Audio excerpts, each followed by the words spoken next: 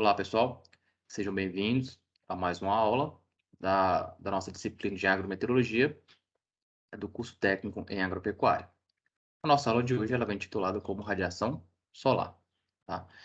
Visto que as aulas passadas nós falamos sobre instrumentos meteorológicos, tá? Sobre o que é tempo e clima. Também falamos alguns aspectos relativos à relação Terra-Sol. Então, a aula de hoje nós trazemos, né, aí uma informação importante, tá? Alguns conceitos bem importantes relativos à radiação solar e os seus impactos sobre o nosso dia a dia.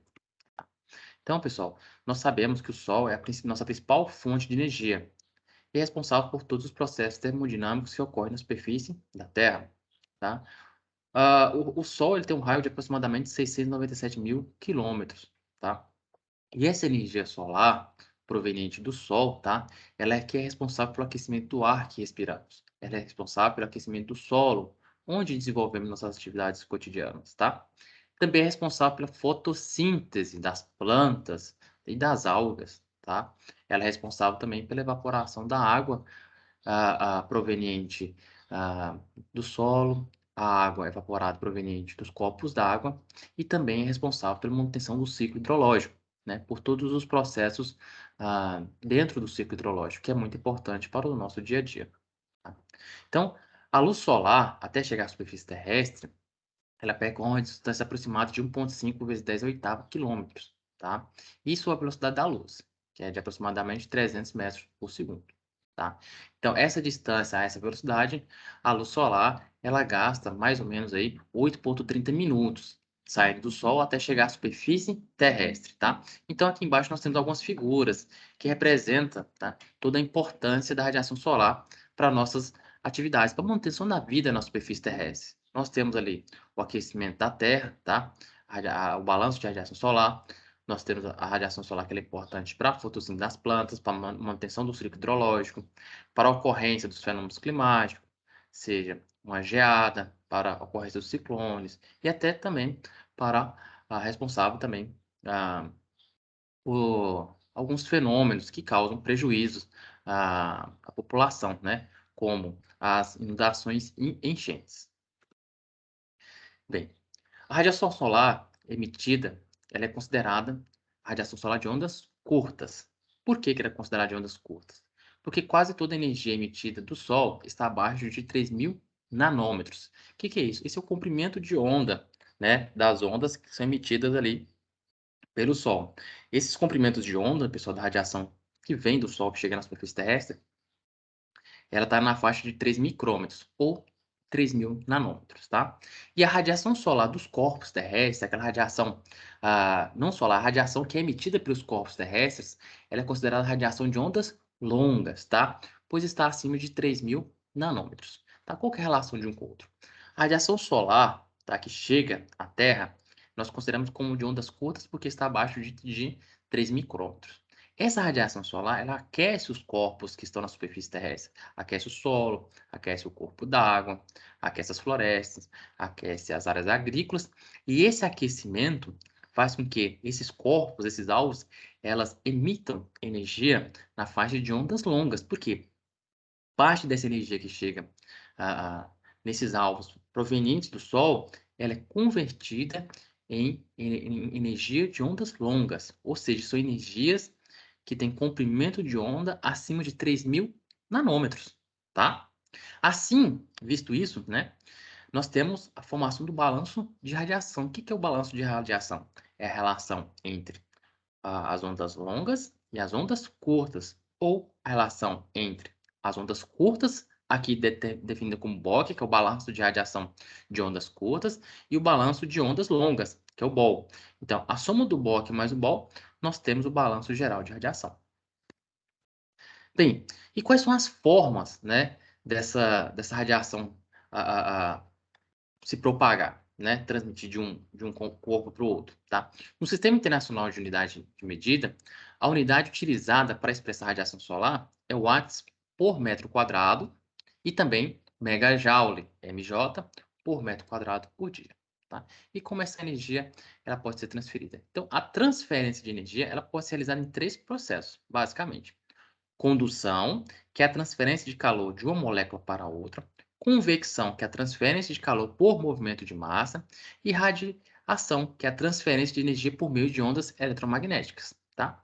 Então, a radiação eletromagnética transfere-se também no vácuo, ou seja, não precisa de um meio para se transferir, ela pode ser transferida, né, no vácuo também, diferente de outras formas de transferência de energia.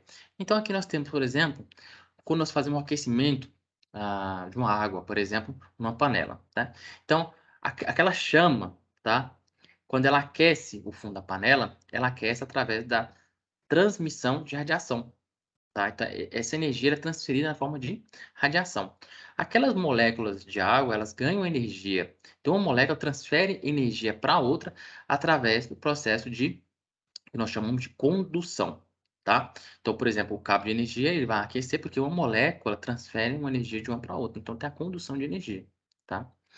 Quando essa energia da água é transferida para o ar, né? Você tem ali o movimento de massa entre o movimento da água, né? Ela está ali fervendo e em contato com o ar. Então, você tem um processo de transferência de energia por convecção, que é o movimento de massa, tá? Da mesma forma, acontece de forma natural na transferência de energia do Sol para os corpos na superfície terrestre. Também ocorre esses três processos de transferência de energia. Bem, nós sabemos, tá, que toda energia que vem do Sol, que chega para nós aqui na Terra, essa energia, ela é convertida em algumas formas, tá? Então vamos pensar aqui, um feixe de radiação incidente, né, que vem ali do Sol, vamos chamar de I, tá? Esse feixe de energia incidente I, ele pode originar alguns processos, tá? Absortividade ou absorção, que é a fração da radiação incidente que é absorvida por uma planta, absorvida por qualquer corpo, tá? Então A pode ser igual a IA sobre I, que é a radiação incidente, ou refletividade, tá? R, que é a radiação incidente refletida, aquela radiação que chega no corpo e é refletida novamente para a atmosfera, tá? Ou transmitida, tá? Que é a fração de radiação incidente transmitida de um corpo para o outro. Por exemplo, nós sabemos que, por mais que nós temos uma vegetação, vamos pensar na floresta, ou uma cultura agrícola com um dossel bem fechado, nós sabemos que a radiação solar ela chega ali nas folhas superiores, tá? Como é que essa radiação, mesmo ela tendo essa radiação, ah, ela tendo chegado apenas nas folhas superiores, como é que uma parte das folhas inferiores vai fazer fotossíntese? Porque parte dessa energia que chega nas folhas superiores das plantas, ela vai ser transmitida, tá? Então, nem toda energia que chega na folha ela é absorvida, ela pode ser transmitida para as folhas de baixo. Por isso que as folhas da parte inferior de uma planta, tá, ou de uma cultura agrícola, ela consegue fazer fotossíntese devido à transmissividade da energia incidente, tá? Então, a energia incidente, o total dela vai ser a energia absorvida, mais a energia refletida, mais a energia transmitida. Bem, nesse processo um processo de fluxo de energia, pessoal, tem uma lei muito importante, que é a lei de Planck, que ela fala o seguinte, que a emissão de energia, né, o fluxo de energia radiativa de um corpo, está diretamente relacionado com a temperatura do corpo e vai emitir energia, né, em diferentes comprimentos de onda. Então, na figura à esquerda, o que nós observamos? Que quanto maior for a temperatura do corpo, variando ali naquele corpo mais abaixo de 3.500, passando para 4.000, 4.500, 5.000 a 5.500 Kelvin, nós vemos que quanto maior for a temperatura, maior o fluxo de energia, tá? E aqui na figura à direita, para exemplificar, nós temos ali aquela curva preenchida em amarelo, uma curva preenchida em vermelho. A curva preenchida ali, colorida por amarelo, nós temos a curva que representa o fluxo radiativo do Sol, enquanto o da direita ali em vermelho é o fluxo radiativo da Terra. Foi aquilo que nós comentamos. Nós comentamos que o Sol emite energia na faixa de ondas curtas, abaixo de 3 micrômetros ou quase 4 micrômetros, tá? Próximo a 4 micrômetros. Então, esse fluxo de energia, ele é bem maior em relação à Terra, porque a temperatura do Sol está acima da temperatura da Terra, tá? Então, a Terra vai emitir um fluxo radiativo de energia os comprimentos de onda longa. E esse fluxo ele vai ser menor, né, o fluxo radiativo aí determinado em watts por metro quadrado por micrômetro, vai ser menor porque a temperatura da Terra é menor que a temperatura do Sol, tá? Bem, o Sol, ele, como nós comentamos, ele emite radiação solar aí na faixa de 0,15 a 4 micrômetros, tá? Aproximadamente 4, né? Alguns falam 3, outros falam 4 micrômetros, mas é próximo a isso. E o olho humano, ele é sensível somente aos comprimentos de onda no intervalo, que vai de 0,36 a 0,76 micrômetros, tá? Abaixo de 0,36 é denominado como radiação ultravioleta, e acima de 0,76 micrômetros é denominado como infravermelho. Então, o olho humano, ele não consegue enxergar, ele não é sensível à radiação ultravioleta e nem à radiação infravermelho, tá? A radiação na faixa do visível ela é utilizada para fotossíntese, tá? Também conhecida como radiação fotossinteticamente ativa, tá? E a radiação do infravermelho próximo, que é aquela acima de 0,76 micrômetros, ela varia de 0,7 a 4 micrômetros, ela é utilizada nos processos morfológicos da planta, tá? Bem, aqui nós temos uma figura, tá? E essa figura, ela traz essa informação de forma um pouco mais clara, tá? Porque ela traz por meio de desenhos, tá? Então fica mais fácil de nós entendermos. Então, vamos pensar o seguinte: aquela energia que chega do Sol, né, na faixa do azul, o blue, o green na faixa do verde e o red na faixa do vermelho, e também a radiação do infravermelho próximo, que chega na folha, ela vai ter diferentes comportamentos, tá? Pensando também que essa radiação é radiação incidente, ela pode ser absorvida, transmitida ou refletida, tá? Então, na figura esquerda, nós temos alguns gráficos, tá? Que mostram ali a reflectância de uma planta verde, de uma planta seca e do solo.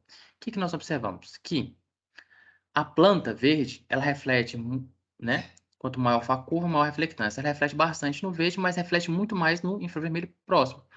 Como nós não enxergamos na faixa do infravermelho próximo, nós só enxergamos na faixa do visível, é claro e explica o porquê que nós enxergamos as plantas verdes, porque ela reflete muito na faixa do verde. Enquanto que uma planta seca, ela vai refletir muito na faixa do vermelho. E o solo também vai refletir ali muito entre o vermelho e o infravermelho próximo, tá? E na figura à direita, ele traz essas informações aí por meio de algumas figuras, né? Mostrando ali à esquerda nós temos uma planta verde e à direita uma planta um pouco mais ah, tendo algum problema, alguma injúria, né? Ela está com as folhas um pouco mais secas, então pode ser que ela esteja também no processo de senescência, tá? Então, nesse caso, tá? Uma planta sadia ou planta verde, ela vai refletir muita energia na faixa do infravermelho, tá? E vai absorver muita energia na faixa do vermelho.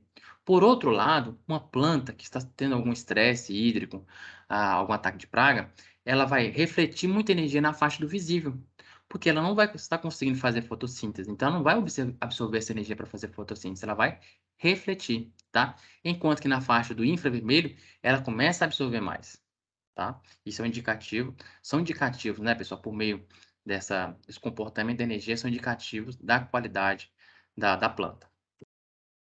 Bem, então, essa figura aqui, né, também ela traz aí uma representação do que seria essa luz do Sol, né? A luz do Sol, nós falamos que é a luz branca, tá? Então, a luz do Sol, quando ela passa por um prisma, tá? Ela vai ser difratada aí, né? Decomposta nas suas principais composições, né? Que vai do vermelho, laranja, amarelo até o violeta, tá? Então, é o que acontece, por exemplo, em dias de chuva, quando nós temos vapor da água na atmosfera, essa luz branca que vem do Sol e atinge o vapor d'água, ela vai formar o arco-íris, que é a razão, né, pelo qual nós temos aí a formação da decomposição dessas cores no arco-íris. Bem, essa outra figura aqui, pessoal, ele traz para a gente aí uma exemplificação do que seriam esses comprimentos de onda, tá? Que a gente tanto fala aqui. Então, pensando ali que o comprimento de onda varia de 0,003 nanômetros até 30 centímetros aqui à direita, nós temos que o olho humano, ele só enxerga uma pequena faixa, tá? Que é essa faixa aqui em cima, tá escrito assim, olho humano, tá?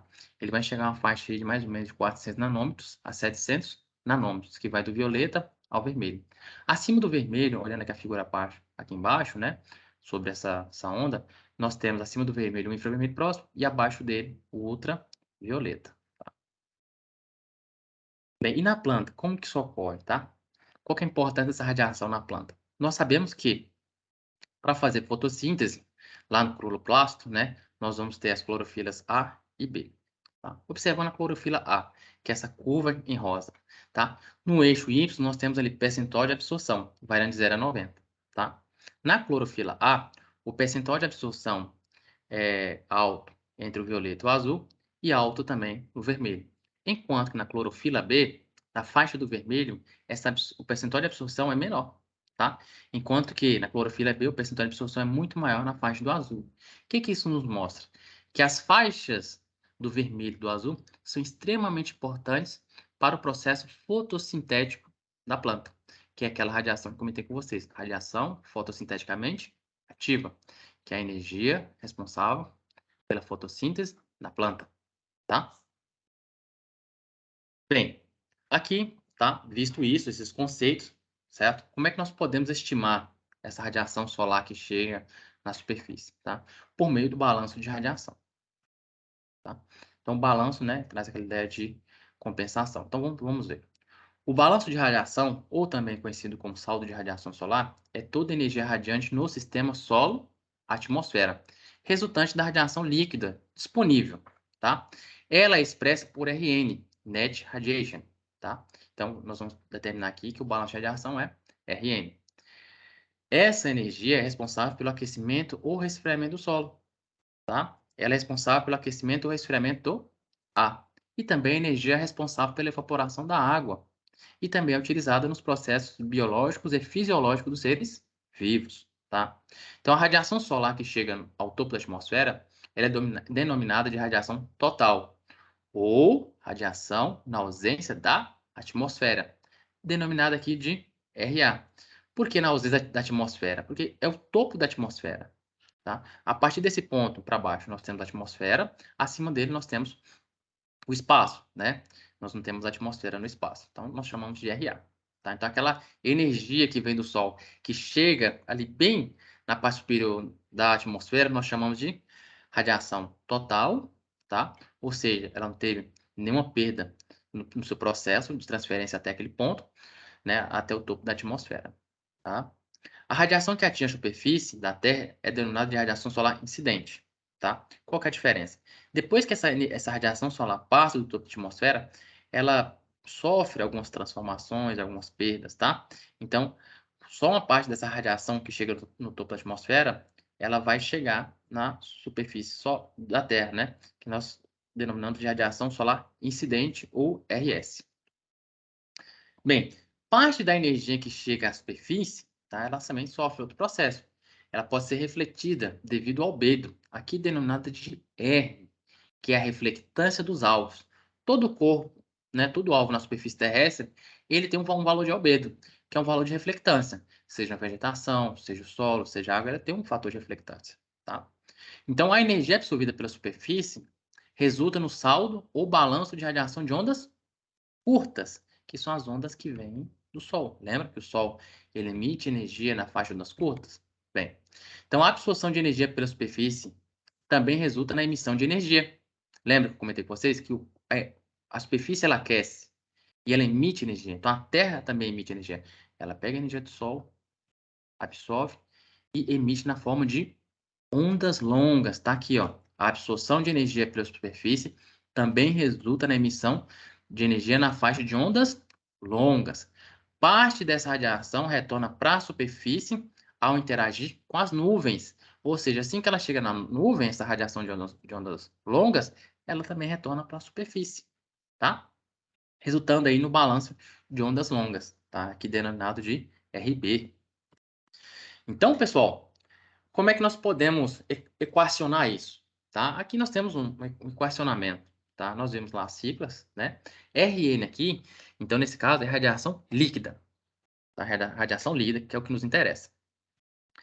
Essa radiação líquida, ela é igual a RNS, tá? Que é o balanço de radiação de ondas curtas, mais Rb, que é o balanço de radiação de ondas longas.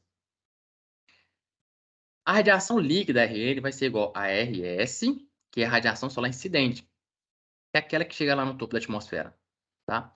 Então, radiação líquida é igual a RS menos R, que é o albedo, vezes RS, radiação solar incidente, mais menos a radiação do balanço de ondas longas.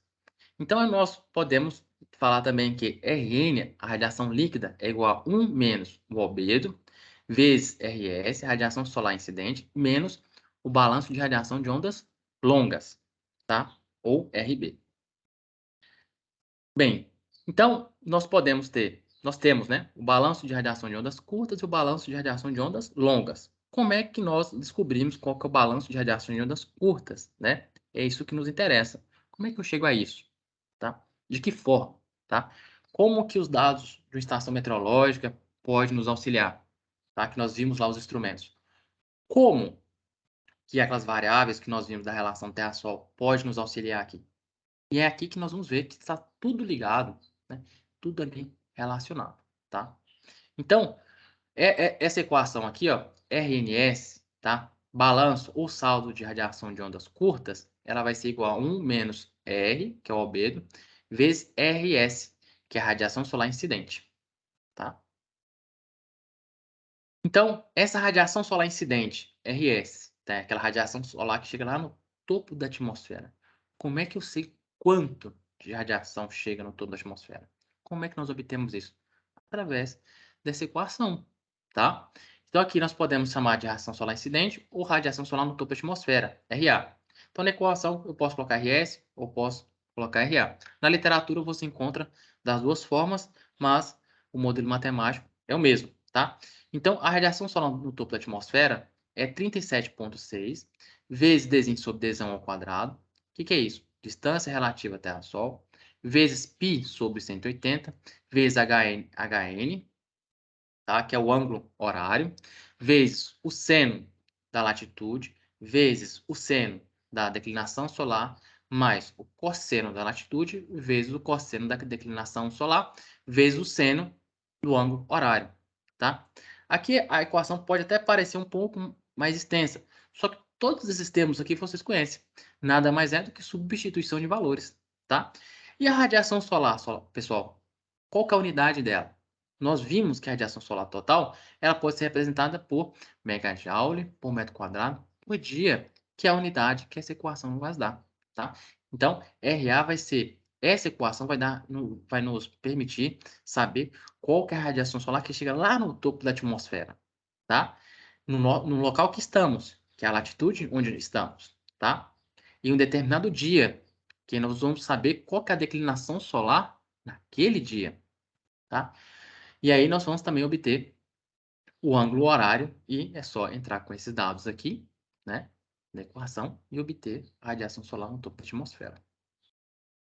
Bem, como é que nós obtemos aquela distância relativa à Terra-Sol, que é dz sobre dzão ao quadrado, tá? Então, dz sobre dzão ao quadrado, a distância relativa à Terra-Sol, vai ser igual a 1 mais 0,033 vezes o cosseno, né, abre parênteses, que multiplica 2 vezes π sobre 365 vezes NDA. Tá? O que é NDA? É o número de dias do ano, ou, como nós já falamos, também conhecido como dias juliano. Tá? Então, essa distância relativa à Terra-Sol é uma distância adimensional. Tá? Você não tem unidade para ela. Tá? E o número de dias do ano. Tá? Como é que nós obtemos isso? Por exemplo, no dia 1º de janeiro, o número de dias do ano, o dia juliano, é 1. Enquanto o dia 1 de fevereiro vai ser 31 de janeiro, né? 31 dias de janeiro, mais um dia de fevereiro, 32. Dia 20 de março, 79. Tá? Então é só substituir ali o número do dia do ano, resolver essa equação e achar aí a distância relativa Terra-Sol, tá? E a declinação solar, pessoal, né? A declinação solar, como é que nós obtemos ela, tá? Essa declinação solar, ela vai ser determinada por esse modelo. Então, a declinação solar é igual a 23,45 vezes o seno de 360 dividido por 365, que multiplica o número do dia do ano menos 80, tá? Beleza? Então, nós temos que delta ali é a declinação solar, vai ser obtida em graus, tá? Delta é positivo, que indica que o Sol está no hemisfério norte, e negativo, quando indica que está no hemisfério sul. Olha que interessante. Bem, naquele modelo lá, nós precisamos também do ângulo horário do nascer ao pôr do sol. Bem simples também de encontrar. Então, o ângulo horário vai ser igual a HN, né, que é igual ao arco cosseno, menos tangente da latitude vezes a tangente da declinação solar. Então, HN é um ângulo horário em graus.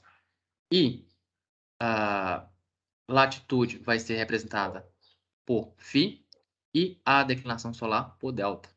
Tá? E aí nós obtemos o ângulo horário de nascer ou pôr do sol. Tá? Fiquem tranquilos, nós vamos ver um exemplo de como aplicar essas equações para obter a radiação solar no topo da atmosfera e depois a radiação solar que chega ali na superfície. Tá? Além disso, precisamos também do fotoperíodo, que é o número de horas, o período de duração, né, do dia. Tá? Então, N, que é o fotoperíodo ou duração do dia, vai ser igual a 2 vezes HN, que é o ângulo horário, dividido por 15. Tá? E aí obtemos o fotoperíodo. Bem, resolvendo aquele modelo ali, por exemplo, pessoal, do fotoperíodo, que eu mostrei para vocês, esse modelinho aqui, ó, de baixo, o fotoperíodo, olha que interessante, como tudo aqui tem aplicação. Se temos o fotoperíodo, né, obtido a partir dessa equação, que precisa do ângulo horário, e se nós obtemos o ângulo horário a partir da equação de cima, tá? Nós podemos ter aqui, ó, aquilo que nós vimos na aula anterior, que é a definição, por exemplo, do fotoperíodo, a duração do dia em determinados dias do ano em diferentes regiões. Por exemplo, em um local que está na latitude 10 graus sul, em um local que está na latitude 15 graus sul, em um local que está na latitude 20 graus sul. Observem que todos esses locais eles estão, de certa forma, próximos, né? De certa forma, próximos porque eles estão ali no hemisfério sul. Observem que o equinócio desses locais são o mesmo. O equinócio, vocês lembram, que é o período onde o dia tem a mesma duração da noite. Então, o fotoperíodo, logicamente, a duração do dia vai ser 12, tá? 12 horas para dia, 12 horas para noite. Enquanto nós temos também ali a definição do solstício de verão, onde os dias são mais longos. Por que são mais longos o solstício de verão? Porque o fotoperíodo vai ser ali, ó, acima de 13. Então, nós vamos ter quase mais de 13 horas de brilho solar. Enquanto que o solstício de inverno é quando os dias são mais curtos, tá? Então, o fotoperíodo vai ser menor. Olha que legal, né? Bem aplicável esses modelos, essas equações para nós obtermos o fotoperíodo em determinado local durante alguns dias do ano. Bem, voltando aqui então, a radiação solar global, né? No caso, a radiação solar que chega ali em um determinado ponto onde nós estamos, tá? Vamos supor, quanto que chega de radiação onde eu estou aqui hoje, né? Onde vocês estão? Quanto chega de radiação nesse local que vocês estão, tá? Essa radiação solar, ela é denominada de radiação solar global, tá? Como é que a gente obtém ela? Ela vai ser RS vezes RA, que é aquela radiação que chega lá no topo da atmosfera. Só que nós vamos descontar alguns valores dela, porque tem, né, algumas perdas no processo até ela chegar na superfície.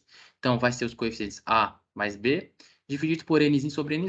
Tá? Então, os coeficientes A e B eles são obtidos para cada local e representam a capacidade de transmitância da atmosfera, porque a atmosfera ela pode interceptar parte dessa energia para aquecimento das moléculas, aquecimento do ar, por conta do vapor d'água, tá?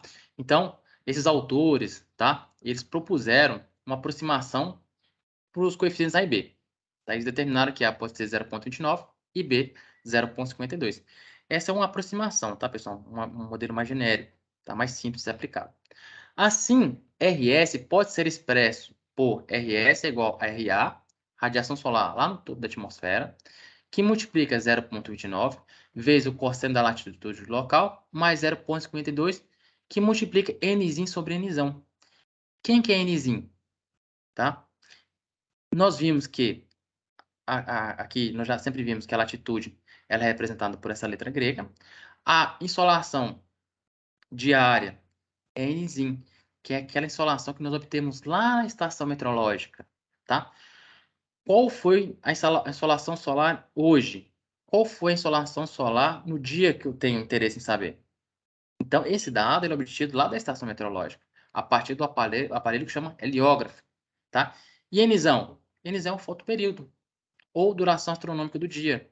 E pronto, encontramos a radiação solar global, RS, tá? E o balanço de radiação de ondas longas? Ele vai ser obtido através dessa equação aqui. Então, radiação do balanço de ondas longas é igual a menos, abre parênteses, 0,9, Nzinho sobre Nzão, mais 0,1, que multiplica, abre parênteses, 0,34 menos 0,14, menos 0,14, que multiplica a raiz da do coeficiente relativo à umidade relativa do ar, tá? Que vai multiplicar a temperatura dada em Kelvin, elevada à quarta, mais a temperatura em Kelvin elevada à quarta, tá? Que multiplica 1 sobre 2, tá? Então, aqui eu só trouxe para vocês verem como é que nós obtemos o balanço de ondas longas, tá?